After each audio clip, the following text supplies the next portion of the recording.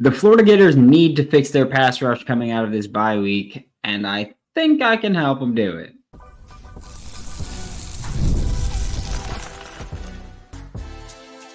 You are Locked On Gators, your daily podcast on the Florida Gators.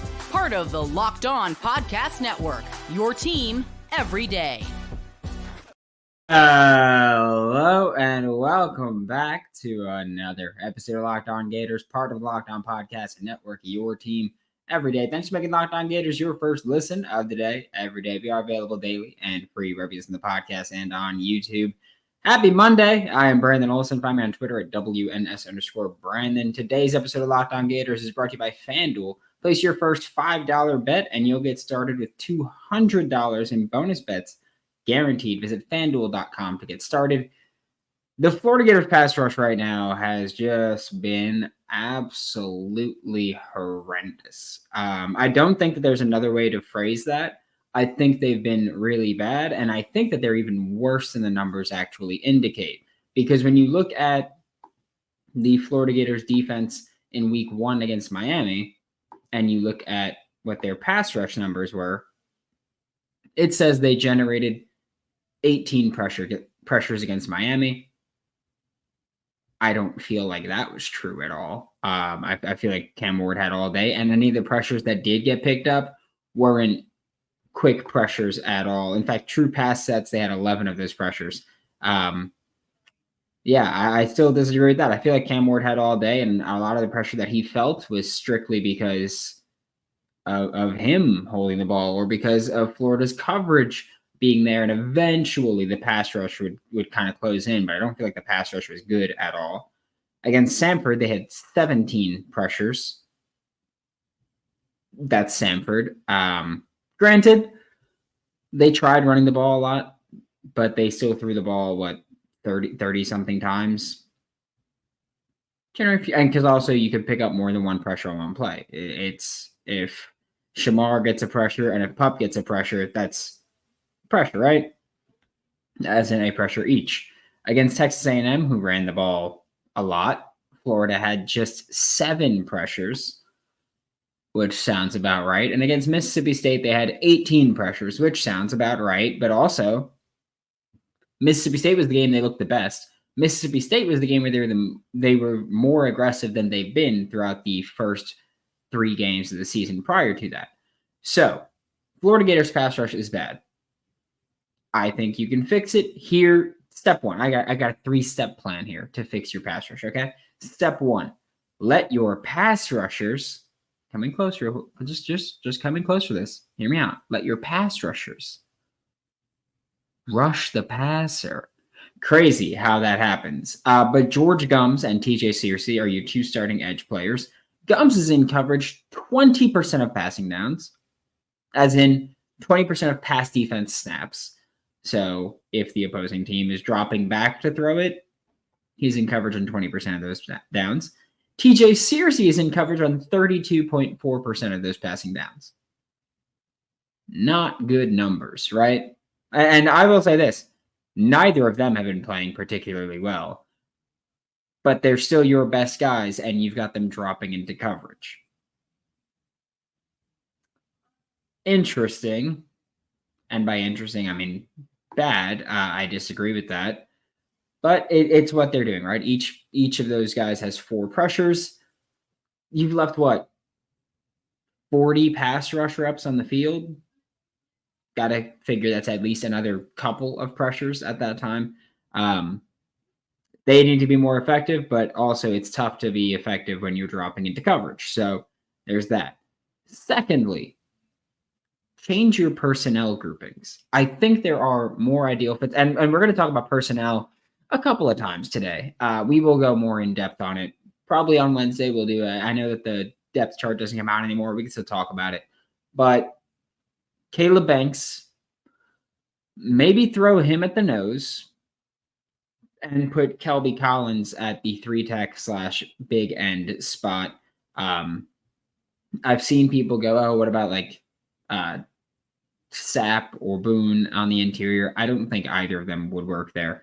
I think they're fine at the DN spot that they're at. But Caleb Banks could play the nose because Also important to remember, Caleb Banks can truly play both the D tackle spots. He could play that big end and he could play nose tackle. He hasn't really done the nose tackle stuff this year, but he could still do it. I firmly believe that.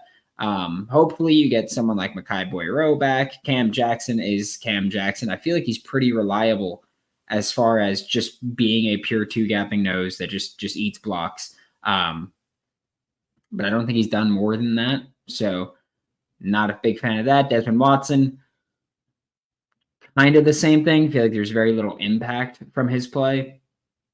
So move Caleb Banks into the nose, have Cam Jackson back him up, Des Watson backing him up, or Mekhi Boyero taking Des Watson snaps. At 3-tech, have Kelby Collins. We'll see when Joey Slackman gets back what that is going to look like. We've seen Cam James line up there. We've seen Brian Taylor line up there. We've seen guys line up there. I think that there's a more impactful combination than what you're putting out there most of the time. All right. And also your edge rotation should prioritize 4 players: George Gums, TJ Searcy, Cameron James, and LJ McCray. This is not talking about the F. I understand that that's considered an edge spot. That is not what I'm talking about. I'm talking about the pass rush specialist guys. Cam James has been incredibly productive on limited snaps.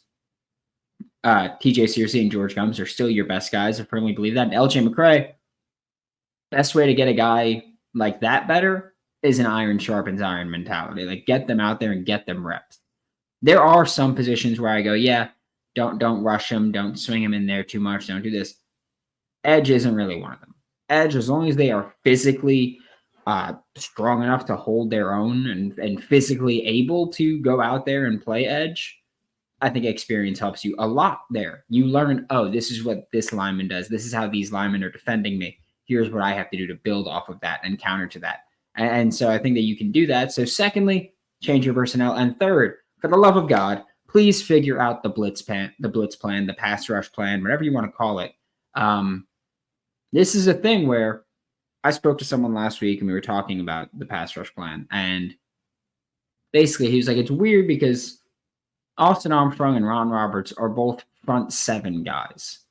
As in, like, their pass rush plan is their thing. They usually allow the secondary coach kind of free reign with what they're going to do or how they're going to teach things. Just say, hey, we're going to be playing this coverage. We're going to be doing this. Teach them how you teach them. And that they've let guys done that usually, which might be one of the reasons that the Louisiana defense was actually good, because Patrick Toney is a secondary guy over there. And so if he's with the secondary and you had Ron Roberts at the time developing the pass rush plan, that could have just been good chemistry working together there. But both of them are considered pass rush guys. According to SIS, Sports Info Solutions, Florida blitzes on just 18% of their defensive plays, which is 9% lower than the average. Thank you, J. Bud Davis. 18% of their defensive plays, 9% lower than the average. Okay? I can help you fix your pass rush plan. One of the things that I said already, let your pass rushers rush the passer. And I will say this, I am not someone who I'm like, oh, I hate creepers. I hate that. I don't. I love it. I think that there's absolutely a benefit for it if you do it right. I feel like a lot of people kind of overestimate the impact that it's had on the team. Like, it's not like they're calling creepers out here every game or every drive or anything like that. It's a small part of an effective plan usually, but a small part there. But let your pass rushers rush the passer. Creepers are fine every now and then, but they shouldn't be in coverage 20 to 33% of the time. That's the issue. More Pup Howard as a pass rusher. I haven't forgotten this. When Pup Howard came over from South Carolina, a big part of what we were told was, hey, the plan is that he's going to line up on the edge for us and rush the passer quite a bit. Like, he's going to line up there and rush the passer, and we're going to let him pin his ears back on passing downs and let him get going. He's played off the edge 11 times this year. That's nothing. He's been on the field for 128 snaps, and he's played off the edge 11 times. That is, again, that's nothing to me. That number is just so small there. And as a pass rusher, he's lined up on the edge 7 times when he's blitzed at that point. Okay. I don't know. Has he dropped in coverage from that? 1 time. Okay. So they don't even have like a good tell. It's, hey, if he's there, he's rushing. Just know that. So it's not even a good tell that they have. Which again, I feel like that hurts your pass rush plan when you know who's coming, because when he lines up on the edge, he is rushing the passer a lot. Makes no sense. Both Pup Howard and Shamar James should be between 20 and 25% pass rush rate, blitz percentage, whatever you want to call it. Shamar's at 21.4%. That's fine. Pup's down about 16%. That's got to come up. Again, that doesn't mean that you have to take other guys off the field or that you have to be blitzing from the linebacker spot. You get to choose. You can put Pup Howard as an off-ball blitzer and blitz him. You could put him on the edge and let him rush the passer off the edge.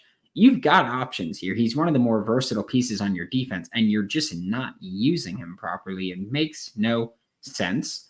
Also, more of the slot DB, and for that purpose, I will include the safety that's closer to the line, and more of the boundary corner involved.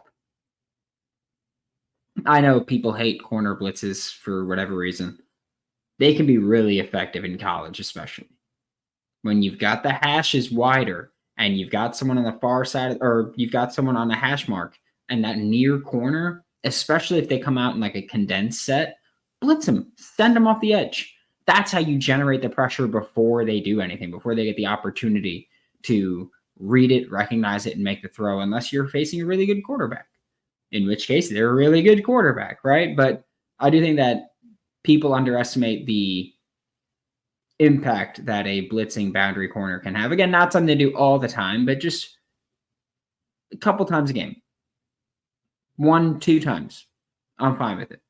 It's just, again, it's adding the threat of, hey, that guy might be blitzing right now. That's what it is. It's adding the threat that you might be blitzing that guy. And it's just someone to keep an eye on every now and then, something to keep in mind and something for them to do.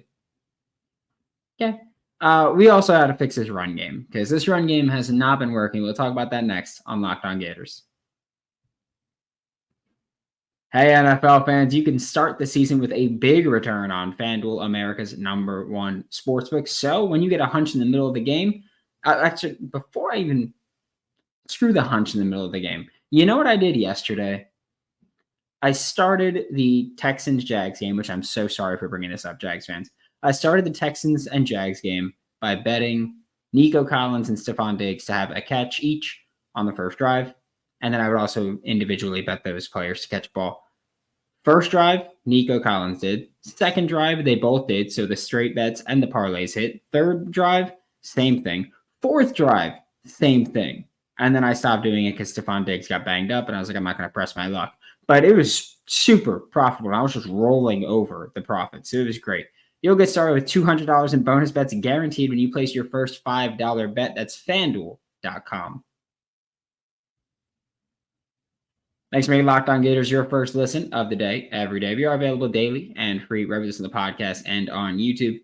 And like I said, the Florida Gators rushing attack hasn't been what we hoped or really expected it to be, which I guess you could say, I don't know if anybody expected it to be amazing, but I think more of us expected more of the rush. You know, like I feel like some of us were looking at the running back stable and improved offensive line play and kind of going, hey, could be pretty damn effective, right? But to this point in the season, the Florida Gators rush attack has not been awesome. They are 12th in the SEC in rushing yards per game, and part of that is because of quarterback sacks, of course, being added in on like sports football reference or sports reference college football page. But look at Montrell. He's got 232 yards, under 5 yards per carry. Jaden Ball's got almost 10 yards per carry, but only 10 carries. Jacoby Jackson's got over 6 yards per carry, but only 11 carries. Treon Webb has almost 100 yards, 4.5 yards per carry. DJ adds 60 on the ground. Graham Mertz adds 44 on the ground. Katie Daniels adds 10. Aiden Warner adds 9. And Tank Hawkins adds 7. Couple things. One, I think that the Florida Gators are a team that runs the jet motion and the reverse motion far too often to never do it anymore. It's just completely something where I feel like opposing teams look at it and they go, okay, that's window dressing, and that's all it is. And so we don't really need to focus that, which obviously I feel like you should probably fix that. Hand it off to Tank Hawkins on the reverse. Hand it off to anybody on the reverse, but you haven't done that enough. I understand that Trey Wilson being out definitely doesn't help your versatility there, but you've been recruiting speed demons at receiver. Give him the ball. Okay? So hand it off to those guys. Because again, you're just window dressing. No one respects it at this point. Like the pop pass, you can hand it off, you can pop it, you can actually do it, but they don't do it right now. Like they're just not doing it much. And again, I have no problem with you doing it if you keep it as a viable threat, which right now it's not, and if you add wrinkles to it to create explosive plays, but that doesn't work if no one respects it. So double-edged sword there, I guess. Also, the Gators need more gap run scheme and outside run game going. Okay? I will die on this hill, by the way, about the gap run thing. And I'm not even someone that really has a gap or zone preference. I know there's some people that do. I don't. I could just see this offensive line is not working the way that they're currently trying to work. And so I'm looking at it. I'm like, hey, first off, counter, whether you're talking GT or GH.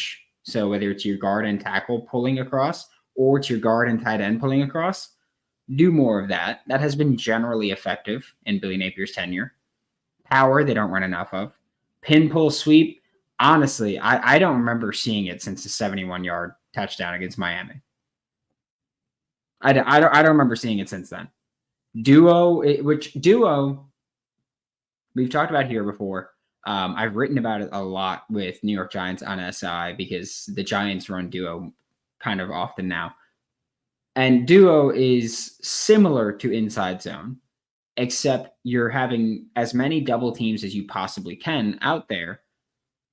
And then when you have those double teams out there, you're hopefully creating extra rushing lanes. And I've spoken with Joshua Kelly, who was a running back with UCLA and then the Chargers and the Giants this summer. And he was talking about duo, and Eric Gray, Oklahoma, Tennessee running back, he was talking about duo, and they love it. Running backs love it because you get to kind of step into one lane and then hide behind big bodies and jump around and manipulate linebackers once you know how to do it. It creates explosive runs. I mean, we've seen so many teams find success with it. And again, I will continue to bring up this point. We talk about, a lot of times, Florida fans have talked about Billy's offense as kind of trying to emulate what the Rams do, what Sean McVay does, and what Kyle Shanahan does with the 49ers. Trying to emulate it, whether or not it actually does is irrelevant to the conversation. We know where we stand. But he tries to emulate that. The condensed sets, that's a Shanahan thing. Duo is now a Sean McVay thing, and he was the wide zone guy, and he switched up to go to duo. It makes sense to do, right? It does. Scheme evolves. Evolve with it. The simple zone stuff just isn't working right now, and I don't think that they're going to. I don't trust this staff to change their offensive line personnel, and so I don't think that you're going to fix that with a personnel change. So change it with scheme change, and it's not even a thing that you don't do. It's just something that you don't do as frequently. And you should do more of. Hell, Hayden Hansen was here, 2 weeks ago? 2 weeks ago? And he was like, oh, yeah, duo is my favorite run scheme to block for. So he's done it. He's done it. He's practiced it. They've run it before in games. Do it more. Also, while we're on the note of Hayden, with Hayden Hansen and Tony Livingston as your two starting tight ends for the time being, you've got your best blocking duo out there. Run behind them. Like I said, you need more outside run game. Run behind them. If you've got those two guys that are your better blocking tight ends, let them block. Like run behind them. They can get, imagine a pin pull. We saw Chip Kelly did this actually. I'm going to take 30 seconds to go on a little psycho rant here about a pin pull scheme, and I'm I'm not going to grab the whiteboard. But Chip Kelly did a thing where he ran the pin pull, which you could have Hayden pinned down, right? You could have two of your linemen pull. And what Chip Kelly did was he had a running back, a receiver motioning across. And so while the receiver is on the side of the left tackle, runs going to the right, the receiver runs, and he's now a lead blocker. You could do that with Tony. Have Tony Livingston pull across the formation on it and just lead block there. I'm just saying, there's ways to do it. Also use them as sniffers if you want, which like put them in motion, snap it while they're in the backfield essentially, and have them just insert in between the A gap or the B gap, have them insert there, get to the second level, hit a linebacker, allow you to kind of clear some space there like a bulldozer. There's ways to fix this run game. And it's frustrating because while I'm saying these things, and I don't know if these things are guaranteed to work, right? It's presenting potential solutions, and I have no faith in this coaching staff to actually do any of them. And that's a frustrating thing. I want to throw that out there. That's a frustrating thing. Because I don't know if these things are going to work. Nothing's guaranteed to work. No one knows definitively what will work. But I think we can all look at what's happening right now and say that's not working. Maybe try these other things. And I feel like the solutions that I'm presenting for the pass rush plan and your rushing attack, I feel like those solutions I'm presenting aren't drastic changes to the foundation of your team where I think they're things you can do in a bye week. You don't even need a bye week to do them. I think you could just go, hey, we're going to rep duo more this week. Let's go. We're going to run it more. Let's get into it. Let's keep trying. Hey, we're going to hand it off on these bluffs instead of just bluffing every single time. Things like that, I feel like you've already practiced them extensively. It's just about actually doing them, and that this team hasn't done it. And that's the frustrating bit. Another frustrating thing is the straight up coaching and personnel decisions that, to me, just don't make much sense. We'll talk about those next on Locked On Gators. Game Time has a new feature called Game Time Picks that makes getting tickets for your favorite live events even easier. And Game Time Picks filters out all the fluff to show you only incredible deals on great seats so you don't have to waste time searching through thousands of tickets. And I've told you before, Game Time is genuinely the only place I've bought tickets from. This year alone, I've gone to 3 Mets games. I think 3 Mets games. Went to a concert for Anita, a concert for That Mexican OT, a concert for Shabuzi, and I have a Sueco concert coming up at the end of October. And then I went to the Florida-Miami game, all using Game Time. Download the Game Time app, create an account, use code Locked On College for $20 off your first purchase. Terms apply. Again, create an account, use code Locked On College for $20 off. Download Game Time today. What time is it? It's game time. Thanks for making Locked On Gators your first listen of the day, every day. We are available daily and free, wherever you listen to the podcast and on YouTube. And I was having an issue trying to genuinely figure out how to explain this part of it. But the part that's driving me crazy is I want to say game management and personnel decisions, but it's also tough because part of what I'm talking about is the penalties and the players that commit those penalties. And I feel like there's not a ton of repercussions for some of them, which is frustrating.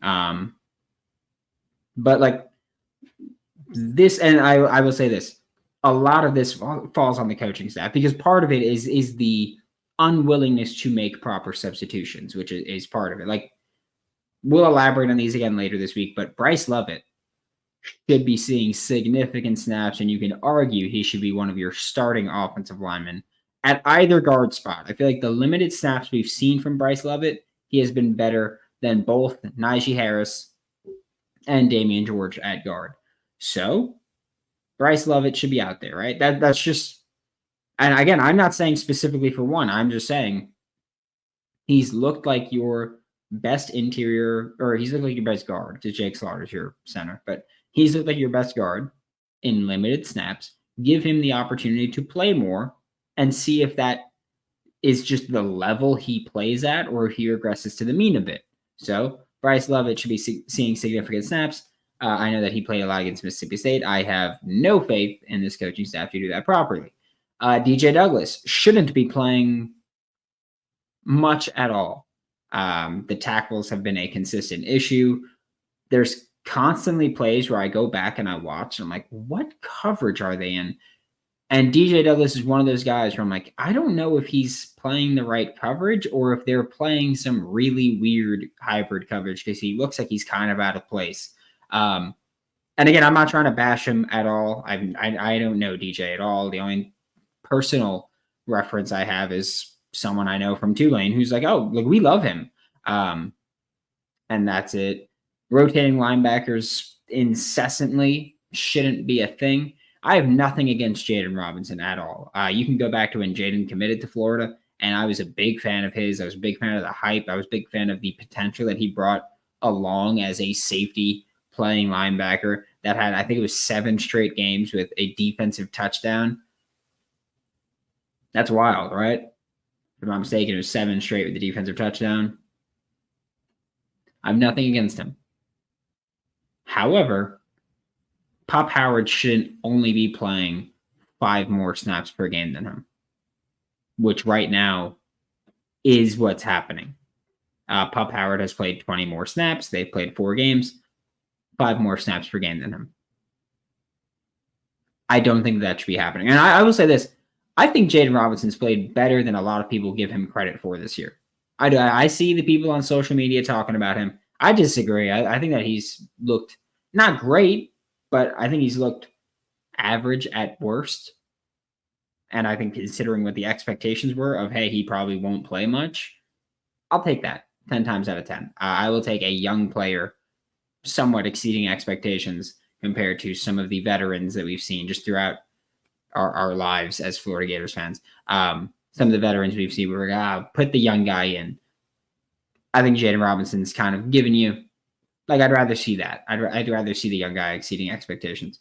But also then there's things like penalties, like we've mentioned, which Miami blew the doors off here, right? Which even the Miami game, you can kind of go back to and look, and you can see where it got out of hand, right? Because the Miami game, their first touchdown drive was after a defensive penalty extended the drive, right? It was Justice Boone on a 3rd and 3 or something like that, if I'm not mistaken. On Miami's first offensive drive, it was Justice Boone on a 3rd and 10, got a roughing the passer penalty. Touchdown. 7 points there for Miami. Okay? I did the math for the Texas A&M game. I didn't do it for Miami because they blew you out. And then I was like, oh, wait. They had a penalty to score their first points. So maybe it does hurt them a little bit. But so far, we've got that one drive that's 7 points in that game off of turnovers. Obviously not a good situation to be in any way, shape, or form. There was a drive, their next touchdown drive was, I guess, started with a roughing the passer penalty that then put Miami immediately into your territory. So stuff like that. That's 14 points off of that. And I'm not blaming penalties. I'm blaming the undisciplined play of the Florida Gators and how that has become a bit of a trend for them, which it's always been a bit of a trend, but it feels like it's been more egregious and more costly this year than I think any other year. And it looks like, just going through the play-by-play, it looks like those are the only 2 drives where there was a defensive penalty for the Florida Gators. And so there were 2 defensive penalties for the Florida Gators, and both times it led to a touchdown. Wonderful. You look at the Texas A&M game, which you lost that game by 13, and it looked way worse, right? But you look at the Texas A&M game, a defensive penalty against Florida extended a Texas A&M drive that led to a touchdown. Okay. An offensive holding on 2nd and 7 stalled the drive, led to a punt. 2 defensive penalties on 1 drive led to a Texas A&M touchdown. Okay. That's 1 offensive drive that was partially ended because of a penalty. Because we know a lot of teams, especially Florida, though, when you get into 2nd and 12, they're going to go, all right, we're just going to check it down or run the ball. And if we're in 3rd and long, we're just going to essentially punt now and run the ball again and then punt. And so Florida punted after that penalty, like no more first downs after the penalty, punted there. So no points on that one. 2 defensive drives that led to 14 points because each of them had a touchdown and each of them, they kicked the extra point. It wasn't when they went for 2 at all. So you essentially left points on the board or potentially left points on the board, right? You have somewhere between 0 and 8 points on the board on that offensive drive repunted. And you gave them 14 points. That's up to a 22-point swing on 4 penalties, 3 drives. That's a game you lost by 13. 2 defensive penalties gave them 14. Do you see that correlation? We've talked about the middle 8 a lot. Look at that. You lost by 13 and defensive penalties gave them 14. That's what we're talking about. That kind of stuff, you got to fix those. Fix the personnel who's out there. Fix the penalties. I think those are fixable things right now, but you've got to get on them and you've got to put a genuine intention into it. We'll hope that they did that during the bye week. Thanks for making Locked On Gators your first listen of the day. Every day we are available daily and free wherever you listen to the podcast. We'll be back tomorrow, talk more Florida Gators football. For Locked On Gators, I'm Brandon Olsen. Don't forget to follow me on Twitter at WNS_Brandon. Find all my written work with New York Giants on SI.com, and I'll see you all next time.